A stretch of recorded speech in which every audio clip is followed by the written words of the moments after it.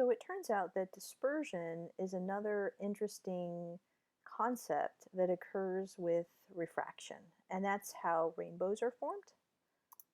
So when white light shines on a particular surface, white light, of course, is made up of all of the different colors that make up our visible light spectrum. And each one of those different colors has a slightly different index of refraction associated with it when it enters the medium. So in general, when we say the index of refraction of glass is 1.5, it's kind of like an average of the index of refraction, but the index of refraction of the color red is going to be slightly different than the 1.5. It might be slightly um, less. It might be like 1.49999, something like that. And the index of refraction when violet light or blue light strikes glass, that index of refraction for glass might be like 1.50009, right? So I'm just making up numbers here. But the idea is that the index of refraction is based of a particular material is based on the light that actually strikes the surface. And so white light, the combination of all colors, when we talk about that index of refraction, is actually the average between all of these different values. So we can't really see this effect very much because the index of refraction for all the different wavelengths of light is actually so close together that in general we don't see it very often. But we can see it under certain circumstances. And one of those is if we use a prism to see it. So what happens is that red light actually bends the least amount, so it has an index of refraction that's smaller than violet light, where it bends the most. And so let's go ahead and take a look at that with this PhET simulation. So we have a prism, and the light is coming in as white light, right? The combination of all of the colors. It strikes the prism surface and it refracts. And so here's the refraction of the light right here. And you really can't see any sort of dispersion in the colors.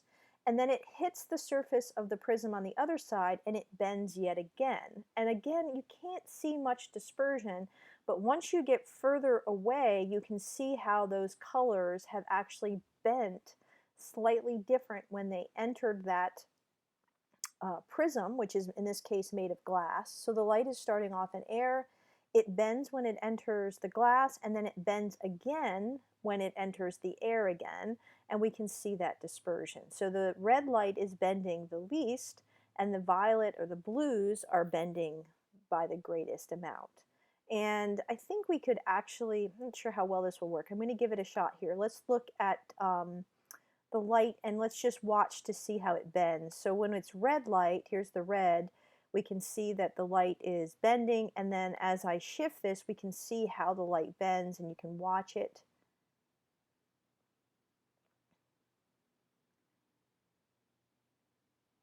And I think if you watch carefully you can see that there was actually a greater bending in that violet and the blue spectrum versus if I go out to the red. And if I do it quickly, you can see it.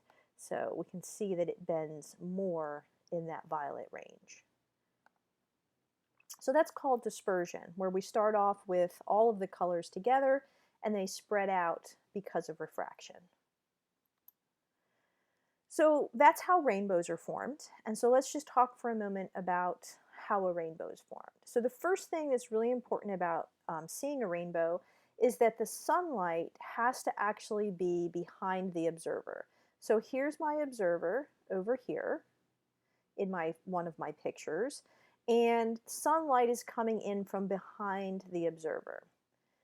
The water droplets, the water droplets are basically behaving as prisms, and that's why we can actually see the rainbow. It's causing this dispersion. And so the water droplets have to be in front of the observer, and each of those water droplets acts like a prism. So a single water droplet by itself is not actually producing the rainbow. It's many, many different water droplets that are each refracting the light. So down below here is a better representation that we can see. So what we see is that a droplet that's up high has the sunlight coming in. When the sunlight comes in, it bends, it refracts, and so there is some dispersion that occurs here, and then it strikes the back surface of the water droplet, and that light reflects. And when it reflects up to this other surface here, the light bends once again. And the red light bends the least, and so a raindrop that's up high, you see the color red from those raindrops. On the other hand, if you look at the sunlight again coming in for a lower raindrop, because of the way the light bends and reflects off of the surfaces, and violet light bends the most, that appears on the bottom of the rainbow because of the fact that it bends the most, and so the lower droplets are going to show the violet light. And then the droplets in between show us those other colors. And so that's why when we see a rainbow, it's formed in terms of that Roy G. Biv with the red on the top and the violet on the bottom, and the other colors in between are based on what their wavelengths are relative to one another, and that's why they bend a certain way when they enter that medium. We can actually also have a double rainbow. Most times we're in a position we only see one rainbow, but we can see two. So one thing I just wanted to reiterate is that an observer in a particular position sees only a single color from one droplet of water, right? So we have to have lots of droplets of water in order to see the entire spectrum of the rainbow. And the rainbow that you see is going to be slightly different than the rainbow that's seen by others, which is why you can never find the end of the rainbow, right? So based on the way that the rainbow is created from refraction, we can't go and find the end of the rainbow because the rainbow will always move with us. And it's based on, of course, where the sun is in the sky and so on. We also don't see a whole circle of a rainbow because of the way that the light is bending. Now, under certain circumstances, you can see sort of a complete circle of a rainbow, and that's not necessarily from the sunlight, or there has to be another water source around, and there has to be some other reflections. I've seen it before, and it's kind of a strange thing. Sometimes you'll see it way up in the sky.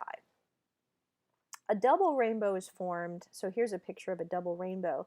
And one of the things that you should notice about the double rainbow is that the second rainbow is actually always dimmer than the original rainbow, and it is reversed. So where this starts off on the arc is red and then you get violet, the second rainbow is reversed so that the outer part is violet and the inner part is the red.